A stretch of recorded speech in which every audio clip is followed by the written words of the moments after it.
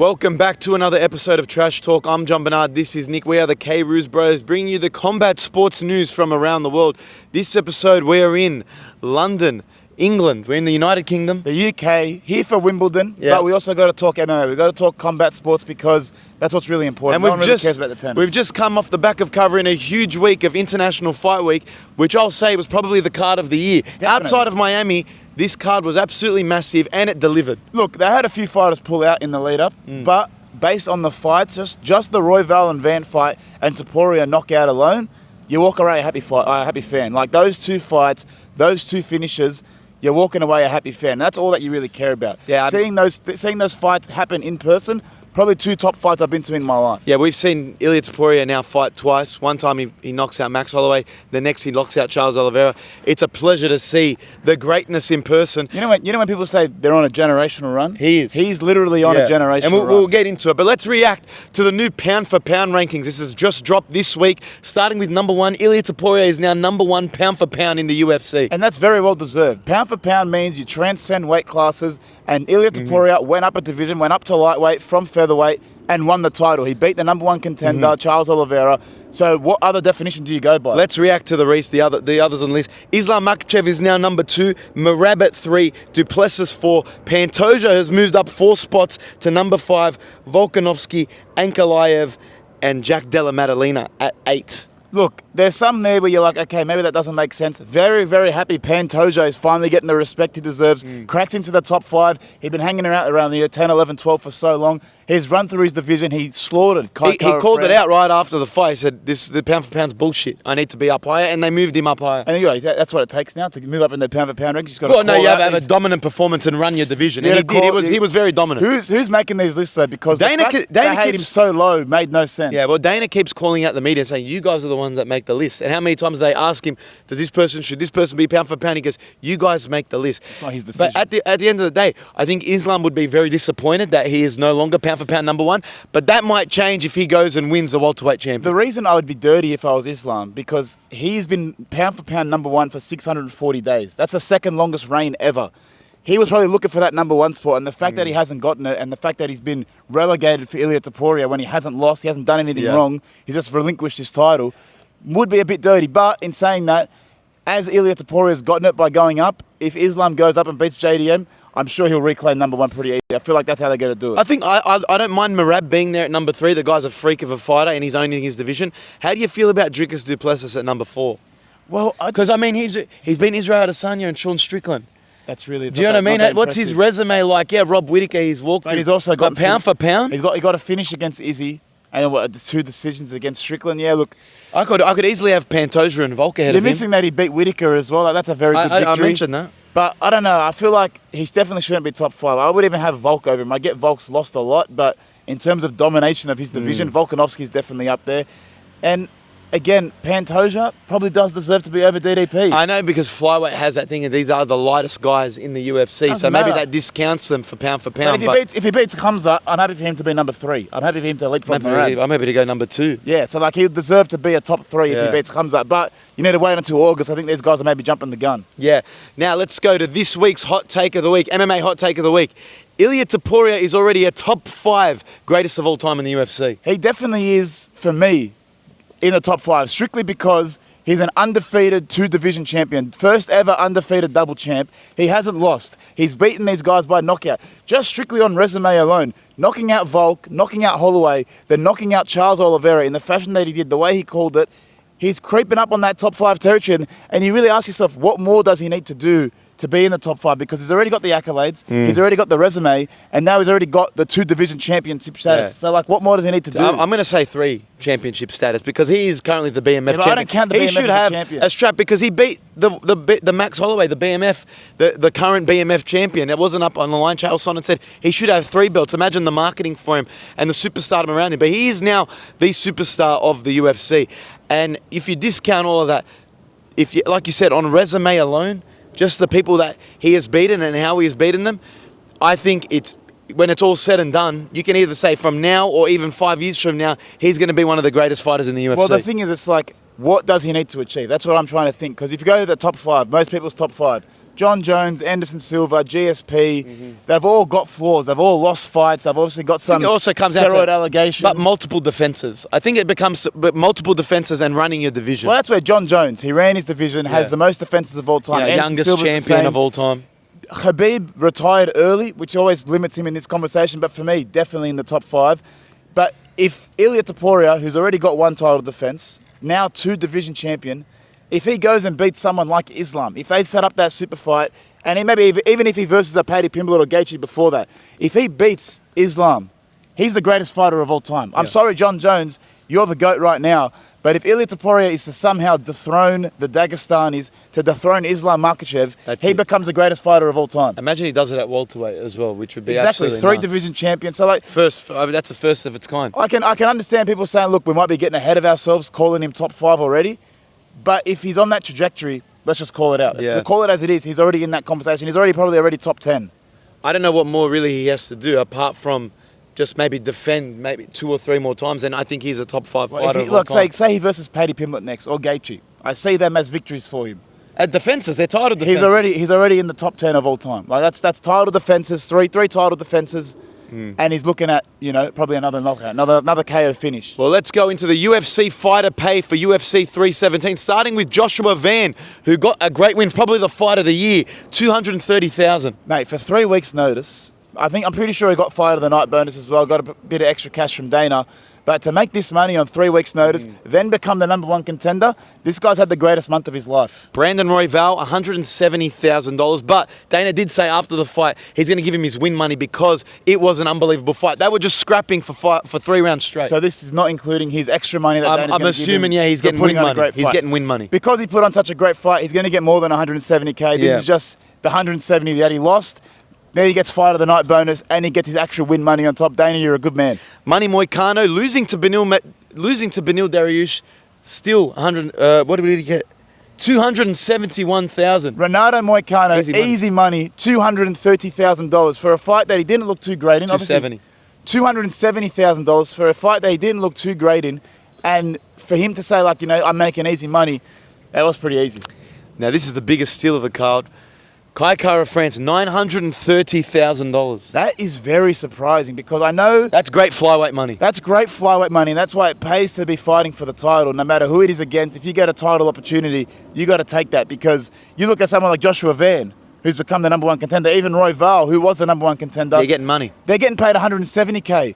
To be fighting for the title, you get bumped up to $900,000. That's such a massive pay jump. Yeah. And in New Zealand, I'm sure that money's going to go a long way I'm for sure him. the exchange rate from the USD to the NZ dollar, that's going to go a long way He's for earning Kai at least Kara. 1.8 New Zealand dollars, so that's well done. Let's go to Alexandre Pantoja, $1.7 million. That's champ money. He deserves it.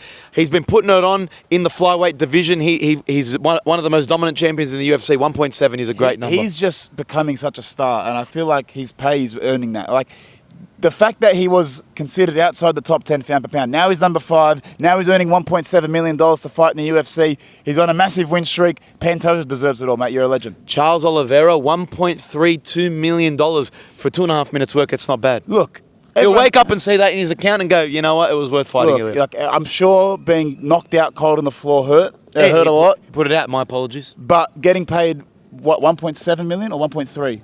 1.32 million. Getting paid 1.3 million definitely softens the blow. Yeah. Like, you definitely don't feel as bad getting knocked out. I'd get knocked out for that much if I'm really being honest. Ilia Topuria, the biggest superstar in the UFC, $3.3 million.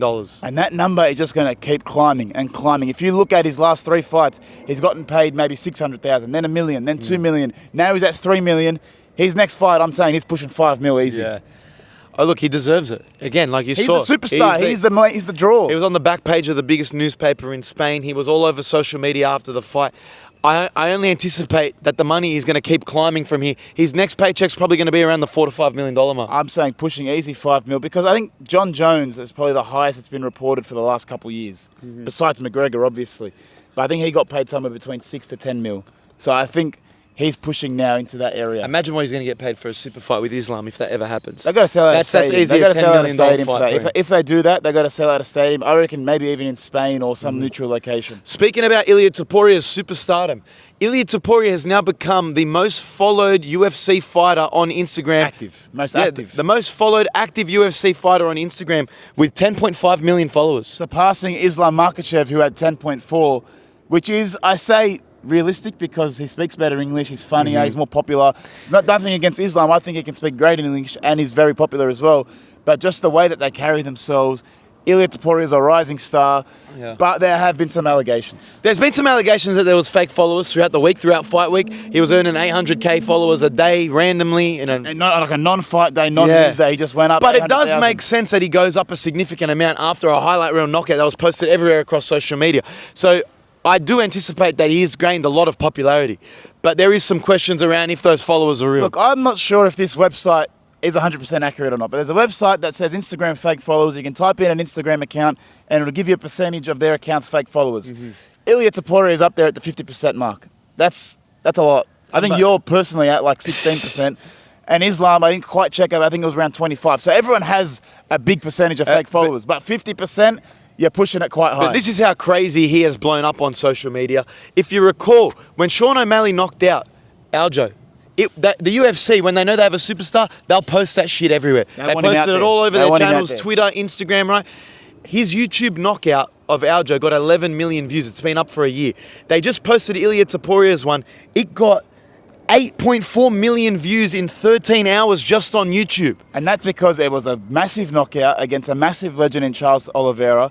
And you got to give it to Ilia Topuria as well. His stardom is just growing bigger and bigger every single fight. He posted the knockout on his own socials. Last time I saw it was on 15 million views. That was within fight day, right? So you can see this thing has been seen everywhere. I had my dad asking, are you going to interview me? Interview him after the fight. He's been watching Ilia Topuria. Like, he is transcending generations and people are intrigued by this guy that's just knocking all these superstars out. But unbiased, does he have fake followers? Did he buy fake followers during the week? I actually don't even care if he does. Yes or no? I don't think so. I actually think he's legitimate.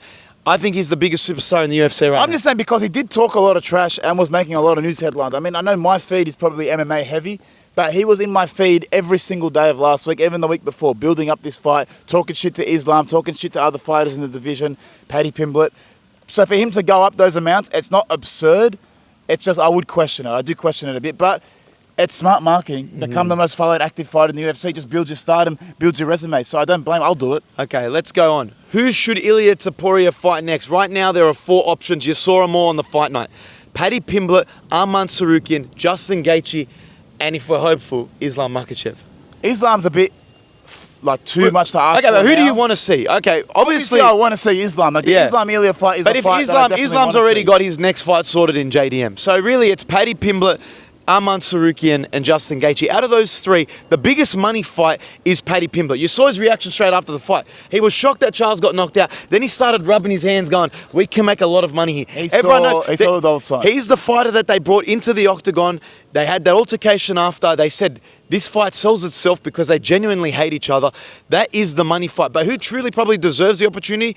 It's Arman Tsarukyan, right? Justin Gaethje keeps saying, I'm going to retire if I don't get a title shot. Dana said, listen, mate, you can retire. If you're talking about retirement, go and retire. We don't really need you. It's not a good leverage negotiating point.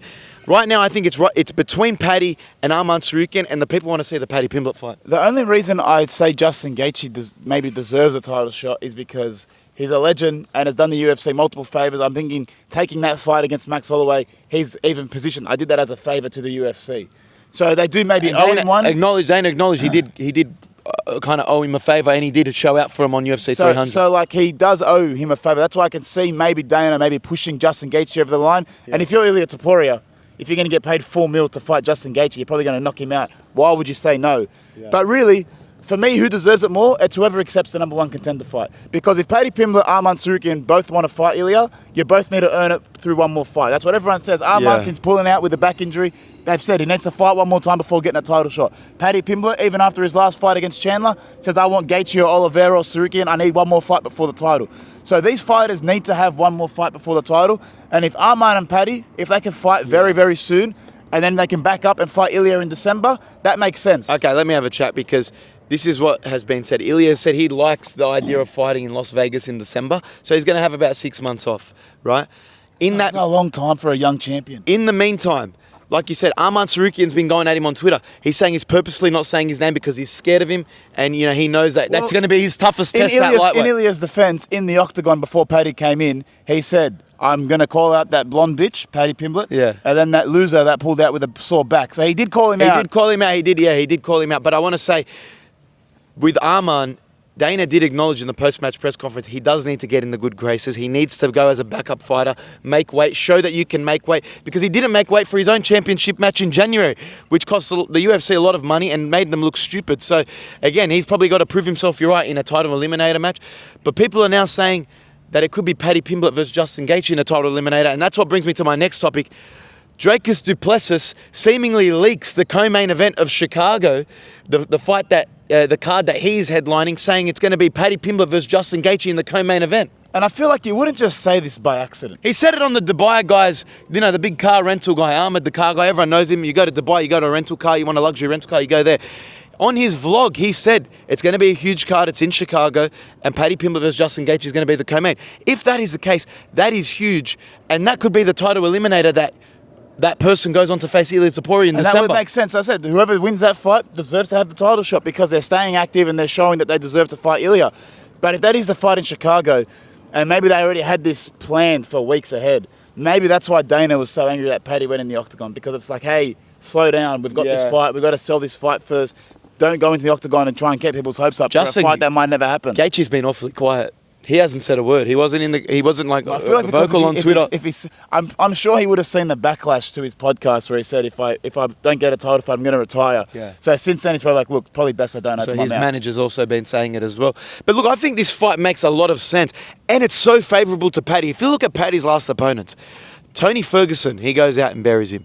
Then he beats Michael Chandler. Again, a similar age range of these older lightweights. He goes on to face Justin Gaethje, who did, yes, have a good showing against Fiziev, but he's actually a perfect matchup for Paddy, who wants to go and fight Ilia. I think it's a layup from the UFC to say, we can create this big money fight. And look, I think Paddy Pimblett, he hasn't been in the co-main or main event of a card, so he does need that kind of extra responsibility, so build up to that Ilia fight. Mm-hmm. Give him a bit more experience in that arena, in that sort of, when you're a co-main event, top of the card, you need that experience. And I feel like Pimblett, as much as he's a superstar, needs to know how to balance the week with that. And against someone like Gaethje, it's the perfect fight, young versus old. These are what these types of fight are for. You got to test the old guy out to see if he can go for a title shot, or he's got to pass the guard on to the next guy. And Paddy Pimblett, he's asking for it, so I'm not even blaming him for getting in the octagon with Ilia. You just do that. It's just smart business. Why wouldn't you do that? Yeah. But Arman Sarukian, he's just going to be the odd man out here. I think the UFC is going to pretty much announce soon that there's going to be a title eliminator for the lightweight champion. And this has now become the most exciting division in the UFC. Well, I feel like it's always the most exciting division. I know, it's always got the most honestly, no. Look, with Islam there, and you're looking at a lot of repeat fights, you're really getting up for Arman versus Islam, another Charles versus Islam rematch. I would personally get right? You would personally, but other fans, we've seen it before. I know, but you know what's funny? Now that Ilia is there, it's really shaken up the division. So I think this is just going to lead to bigger and better things for the UFC. I like Paddy. I like Paddy a lot. He's entertaining. But when Ilia calls him a blonde bitch, it makes me laugh so and much. Calls him fat. Where's that blonde bitch? Yeah. It's like, when Canelo swears motherfucker. Yeah. It's like, it's that broken English swearing it's or funny. broken English insults. It makes it funnier. And Paddy can talk shit in his own right. But the potential fight where these guys having a go at each other, it's just going to be, okay, fireworks. Let's move on to the loser of the main event, Charles Oliveira. Who does Charles Oliveira fight next? I think he's in a really tough spot because, like I said, he's pretty much 36 years old. He's on the tail end of his career. He could call it a day right now and the fans would be very happy with his career. But honestly, I don't think he can really pursue another title shot unless Ilia is no longer the champion. And I don't know really who to match him up with. He's already faced Arman Sarukian, lost that bout, if you recall, very close fight. Does he fight someone in the rankings? The only person I think that matches up pretty well is Max Holloway, if he goes on to beat Dustin Poirier, or a Dan Hooker, who wants someone in the top of the rankings. You know what I mean? The thing with Charles is, it's like, when fighters get to this age, you've heard many of them say, it's like, if there's no path back to the title, what's the point of fighting? What's the point of fighting? So for Charles, it's going to be hard for him because he's going to have to maybe go on a 3-4 fight win streak of beating contenders, which is very tough to do at 36 years old. You've got to think he's going to fight 2 times a year, maybe at max. So who is his next fight? You don't want him to face Arman again because it's just a danger fight for him. Max Holloway and Poirier, look, they're fighting too soon. So really that Dan Hooker, maybe Mateus Gamrot, that area of the rankings where you could get a fighter maybe up and coming to really test themselves against the top of the division. Paddy Pimblett makes a lot of sense, but I feel like that's just not going to happen now because Paddy's got eyes on bigger and better things. But Charles Oliveira, look, if he can bounce back in a fight against someone like Dan Hooker, that makes the most sense. Both blonde guys going against each other. Dan Hooker can gain a lot from it. And Charles Oliveira, if he does beat someone like Dan Hooker, maintains his spot in the top 5. Yeah, I mean, they've been floating around Dan Hooker for an Arman Saruki, and they have had some Twitter beef back and forth. But yeah, Dan Hooker, I think, makes the most sense. It's all up to Charles. If Charles wants to continue on and pursue a title shot and try and earn those wins, give some of those guys an opportunity that are on the back end of the rankings in the top 10. I think it makes sense. I think Dan Hooker would be a great fight, and you could run that in October in Abu Dhabi. Definitely. You know what I mean? That gives Charles enough time to recover from his KO. Pretty brutal knockout. He can take as much time as he wants off. But Dan Hooker needs to get back in the octagon soon. Yeah, and I feel like Charles Oliveira, he's lost, 3 of his last 5 fights. So, like, he's not in the best spot as it is already. As much as he's winning, he's one of the biggest legends, most finishes of all time. He does need a layup. I want him to get a layup, maybe like, you know, those warm-up fights just to get you back into the good graces of the UFC and back in the win column. Yeah. Well, then let's move over to Sean Strickland. He's always been making some noise on social media, whether it's about fighting or not. He's always making noise. But he was doing a show with Laura Sanko, and gee, she looked uncomfortable because Sean Strickland was just berating Khamzat Chimaev. He was calling him a Chechnyan whore. He was going at him for being how he is as a fighter, how he is as a person, all the backlash he's received from being with the Chechnyan dictator, whatever. Laura Sanko, she didn't want to say anything. She didn't comment on it. But that prompted Khamzat Chimaev to respond on Twitter. Now, these guys have gone back and forth a lot. For a very long time. Especially over the years. Is this Sean Strickland just trying to plant the seeds for a potential title fight that would absolutely sell if Khamzat eventually becomes a champion? Well, as someone that, presents himself as a red-blooded American, I feel like this is just him playing his character. Like, here we got, like, he calls him a terrorist. He's positioning Khamzat as a terrorist, some invader, whatever it is. He said, I'm the patriot here. I'm just going to promote myself, and through promoting myself, I'm going to be having a go at Khamzat. Khamzat went back at him on Twitter, accidentally tagged the wrong Sean Strickland, apologised to him, said, I don't know how to use Twitter, brother. That was pretty funny. But he has officially entered the US. He put up on his story, he's entered US Customs Immigration. Now he's also pulled up in his car. He's on American soil right now.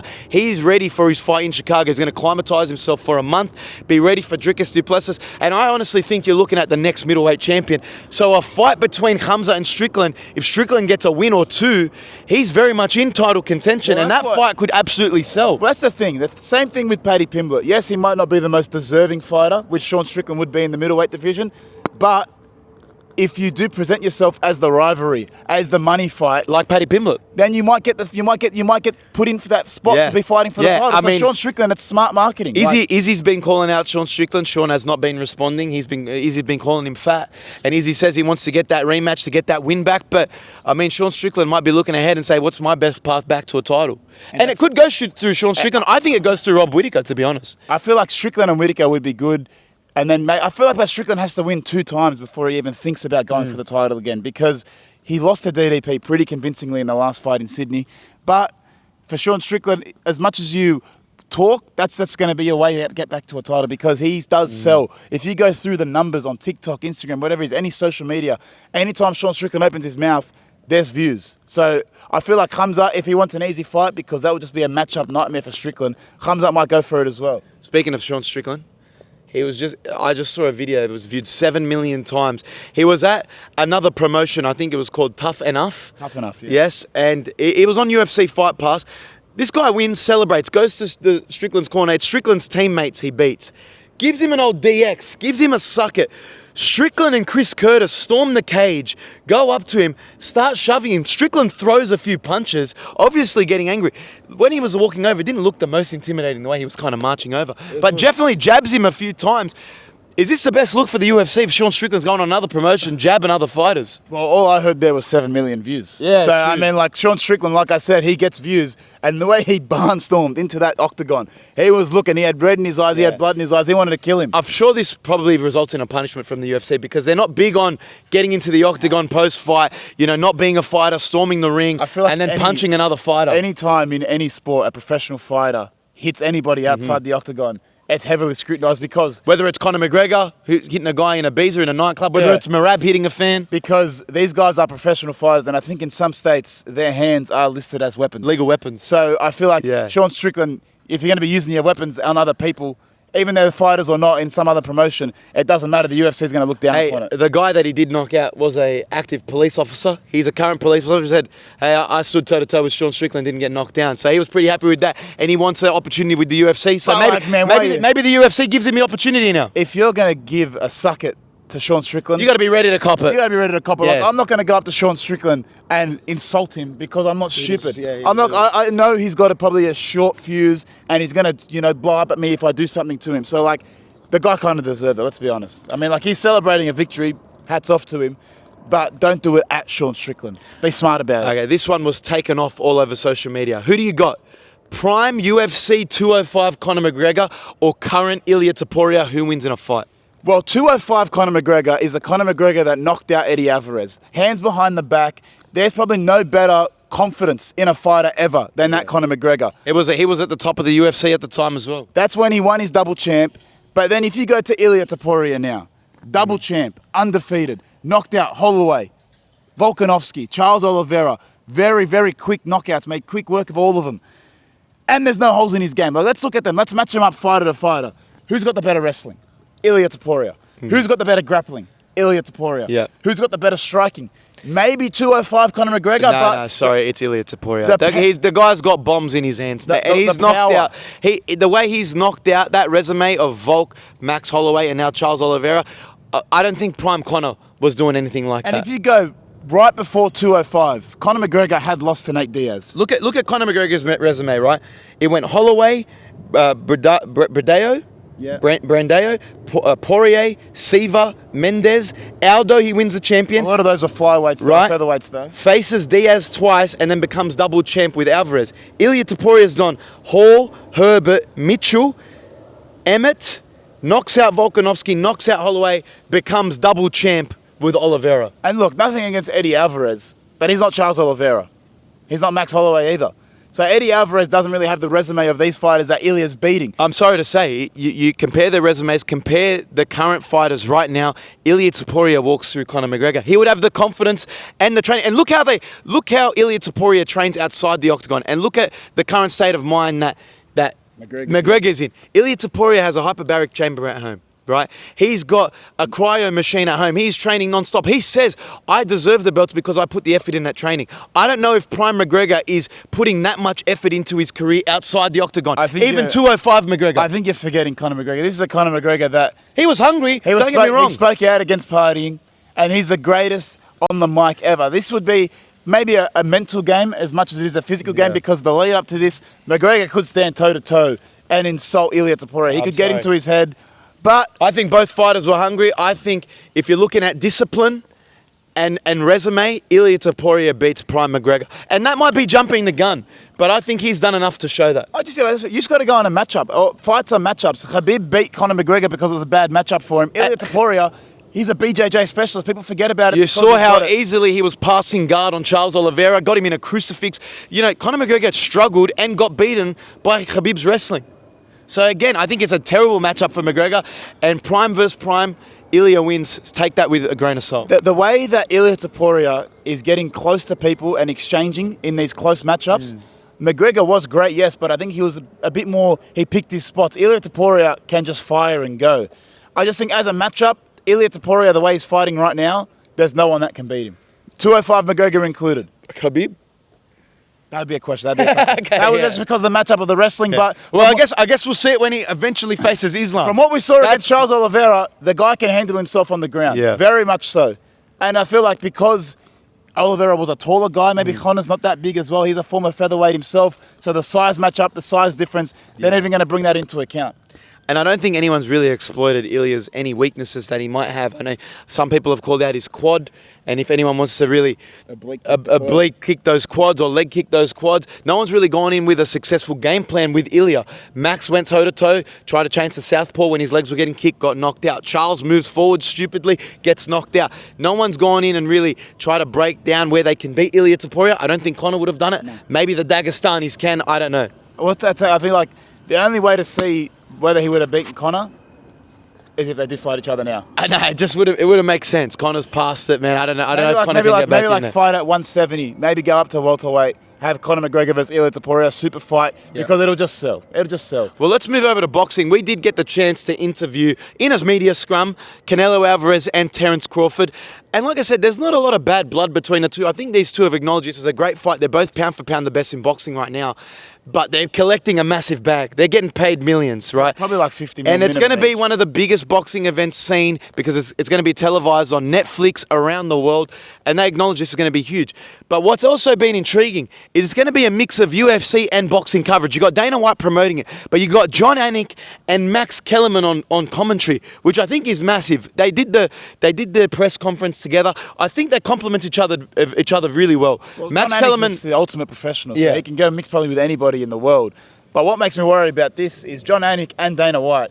Dana White's already taken a more relaxed schedule from the UFC. He's kind of taken a bit of a backseat. But does that mean now with Jon Anik maybe transitioning into more boxing commentating as well, the UFC is at risk of losing Jon Anik as well? I think Zuffa boxing is going to be the next big thing in boxing. I think it's going to take over everything. You're going to see these prime events on Netflix. Your Matchroom boxings, your Queensbury promotions. They're going to be at kind of a backward seat with the money that's injected from Turki Al-Sheikh. Like I said, it's a massive combination of Nick Khan, Dana White, and Turki Al-Sheikh. Yeah. These guys are going to try and take over boxing, and that's going to involve Jon Anik being on commentary for both the UFC and Zuffa boxing. Well, because he's one of the best commentators in the world right now. Jon Anik. I mean, I love the memes of people saying Jon Anik's about to expose all the personal lives of Crawford and Canelo on commentary. That's pretty funny. That's pretty funny, but I feel like the UFC is his home. He'll never leave. It's his bread and butter, and he loves it. But I could definitely see Hunter Campbell taking more of Dana's role as the prime matchmaker, the face of the promotion,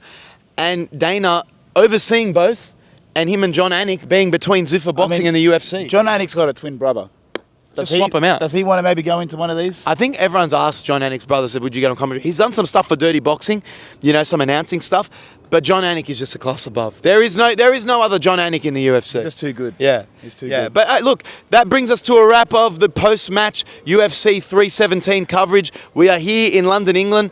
I wanted to see if we can maybe interview MVP while he's here. Maybe we can reach out to Tom Aspinall and see what he's doing. But make sure you stay in tune. Subscribe to our channel at Jon-Bernard K on Instagram and TikTok, and at K Roos Bros on YouTube. That's all we have time for today. Stay tuned for next week. Back to you in the studio, Ryan.